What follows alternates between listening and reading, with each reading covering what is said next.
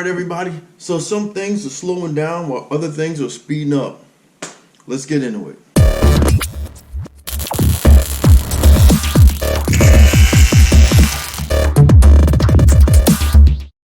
So current update status and FYI, that's what this is going to be about. So the first thing I want to do is I want to discuss where I'm at with the Jetta. For those of you who've been keeping up with the channel, much appreciated. And you know that every once in a while when I'm kind of in between, I like to give you guys an update on where I am with things. So right now, if you go back a few videos, you know that I removed the tuned ECU from the Jetta that was tuned by Gonzo Tuning / tuned by GTS. A couple points on that. As a reminder, I did not remove it because there was anything wrong with the performance. It was performing very well, probably a little bit better than I expected. It was a fun tune. It was pretty reliable. There were just a couple of things that not were giving me problems, but a couple of things that kept coming up. As I say, I was chasing down ghosts because the tune was not designed for my engine code. So there were some features of the engine codes it was designed for that my engine code did not have. If you're wondering about that, my engine code is an AWD, which ran from the last, I want to say, year of the Mark III to the first year of the Mark IV, and then halfway through into the following year. So it would have been 2001 and a half where you would have gotten the end of the AWD engine codes. The tune was designed for an AWW and or an AWP engine code. So it was just looking for certain parameters that my engine was not putting out. The next thing is I have decided on which tune that I'm going to go by. Well, going to go with. And I will be staying with the tuned by GTS / Gonzo tune. Like I said, it performed well, probably a little bit better than I had hoped for, and because of that, I'm gonna stay with what I've experienced. I also did some extra research on forums and talking to other tune providers. These were all bench tunes. None of them were dyno tunes because really, I'm not looking for track numbers. I'm not, so I'm not really trying to like dial it in super crazy. So then regarding the other tunes that I was looking at, I took another look at APR. I took at Boost Dynamics. I went back and took another look at Unitronic, Euro Customs. There was another one, Maestro Tuning, and Revo 9. Took a look at all of them, what they offered, what came in place with what I was paying for. Because remember, I'm kind of doing everything on a budget. I can splurge a little bit here and there, but I'm trying to keep it within a certain amount because I do have an ultimate goal later on down the line. So with that being said, the other tuners' power per cost, which to me is very important, power per cost, did not seem to line up or match up. Now mind you, Euro Customs, the price that was being asked for incorporated a completely separate ECU. So I would still be able to keep my stock ECU. But the numbers that were being put out didn't really seem to make sense. So I didn't really like that. Boost Dynamics numbers seemed overinflated, and from a couple of discussions I had with people in forums and groups, they were giving you crank numbers versus wheel numbers, and then the pricing was way over than what I personally think a bench tune should be. Especially when you have a company like APR who pretty much is known worldwide and continues to put out performance cars and kind of like their own little halo cars, is about 10% cheaper. Then there's Revo 9, which wasn't too bad.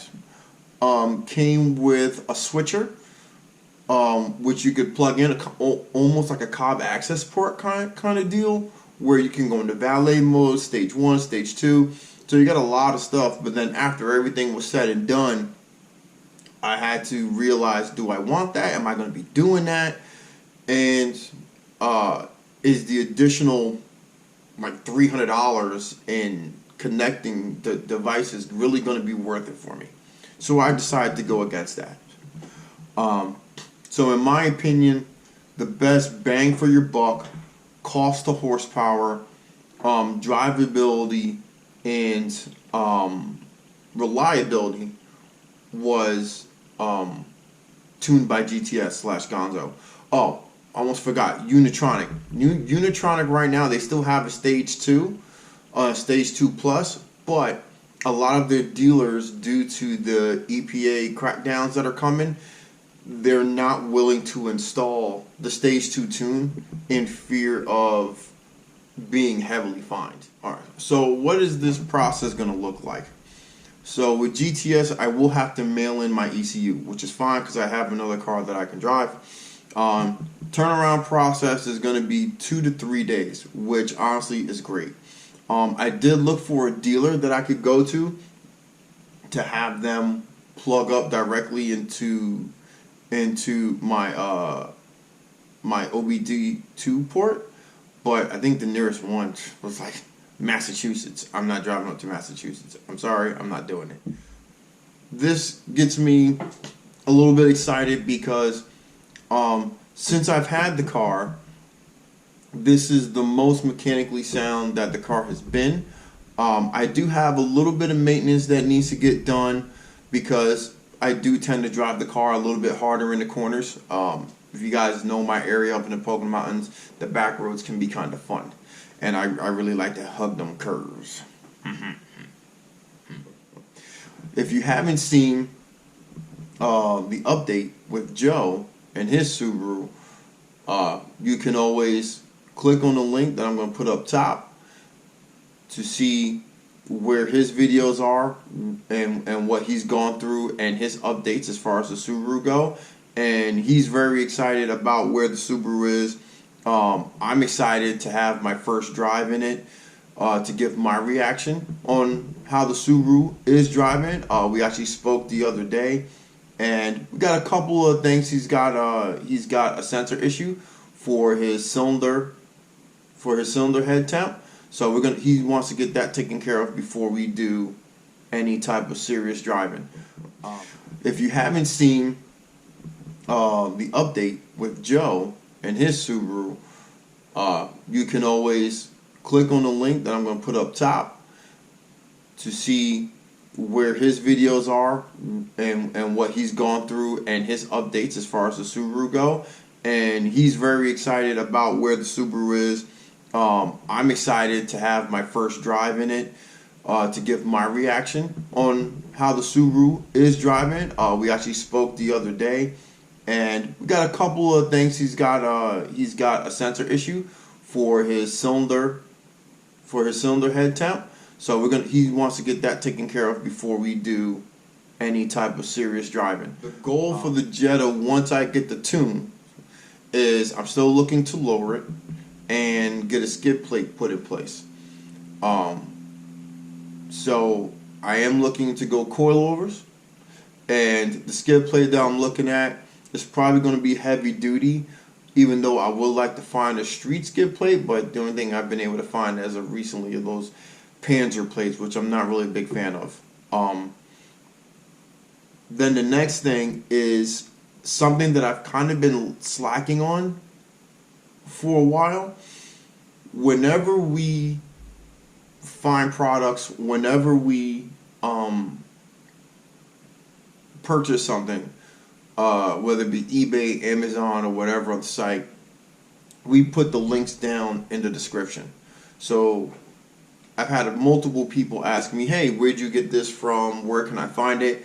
And I wind up sharing the link directly to them. And it's my fault for not, letting you guys know, hey, this is going to be down the link, or in the description. So going forward, this is your official notice. Everything that we use, all the parts that we find are down in the link attached to eBay affiliate links.